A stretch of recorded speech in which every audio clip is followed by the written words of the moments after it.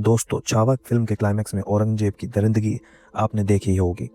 छत्रपति संभाजी महाराज को किस तरीके से उन्होंने परेशान किया, टॉर्चर किया और किस तरीके से उन्हें मार दिया। ये देखकर आज थिएटर में कितने सारे लोग रो रहे हैं और कितने सारे लोग इमोशनल हो रहे हैं। पर दोस्तों, क्या आपको पता है जो भी फिल्म में दिखाया गया है वो एक्चुअली में जो भी हुआ था उसका 1% भी नहीं है। वहाँ पर सच में जो भी हुआ था, अगर वो सच में फिल्म में दिखाया जाता तो शायद ये फिल्म लोग कभी देख ही ना पाते।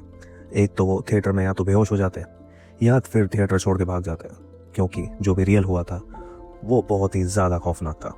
और दोस्तों, वैसे भी जो रियल में हुआ था अगर वो थिएटर में दिखाया जाता तो शायद इस फिल्म को ए सर्टिफिकेट मिलता, और जिस देश के छोटे छोटे बच्चे इस फिल्म को थिएटर में नहीं देख पाते। तो चलो दोस्तों, जो भी वहाँ पे रियल में हुआ था वो इस वीडियो में हम समझ लेते हैं। जब संभाजी महाराज और कवि कलन को औरंगजेब ने पकड़ा था और टॉर्चर करने की शुरुआत की थी, तब सबसे पहले उनको जोकरों वाले कपड़े पहनाए गए थे और उनके कंधों पर बड़े बड़े लकड़ियों को बांध दिया गया था। उनके हाथ पैर भी लोहे से बांध दिए गए थे। फिर उन दोनों को ऊंट पे बांधकर पूरे शहर में ढोल ताशे बजाते हुए घुमाया गया था। पूरे रास्ते में उन्हें पत्थरों से मारा गया। जब महाराज और कवि कलश को बादशाह के सामने लाया गया था तो वो दोनों खून से लथपथ थे। फिर उनकी आंखों में लोहे की तपती हुई सलाहें डाली गई, जिनसे उन दोनों की आंखें खराब हो गई थी, फूट गई थी। बाद में छत्रपति संभाजी महाराज के पूरे शरीर की चमड़ी निकाल दी गई। फिर उस चमड़ी पर नमक लगाया गया। और दोस्तों, ये सब एक दिन में नहीं हो रहा था, बल्कि ये 10 से 15 दिन रोज ऐसा ही चल रहा था। बाद में उन दोनों की जुबान भी काट दी जाती है, फिर उनके हाथ काट दिए जाते हैं और अंत में उन दोनों के पैर भी काट दिए गए थे।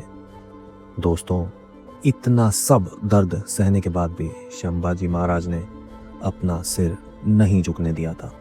अंत में उन दोनों का सिर काटकर धड़ से अलग कर दिया गया था। फिर उनके सिर को गांव-गांव में घुमाकर लोगों को दिखाकर उनके मन में डर भी पैदा करने की कोशिश की गई थी। फिर उनके बॉडी के छोटे छोटे टुकड़े करके नदी के किनारे फेंक दिए गए थे। दोस्तों, दुनिया में शायद ही किसी महाराज के साथ, किसी छत्रपति महाराज के साथ इस तरह का व्यवहार किया गया होगा।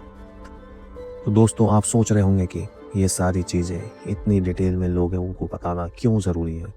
ये इसीलिए ज़रूरी है मेरे दोस्तों, क्योंकि आज भी कई सारे लोग हैं जो औरंगजेब और मुगल सल्तनत को फॉलो करते हैं, उन्हें लाइक करते हैं। तो उन्हें पता चलना चाहिए कि औरंगजेब क्या था, मुगल सल्तनत क्या थी, उनकी माइंडसेट क्या था, वो किस तरह के लोग थे। चलो दोस्तों, कितने सारे दुनिया में राजा आए चले गए, लेकिन छत्रपति संभाजी महाराज का एक अलग ही स्थान है और हमेशा रहेगा।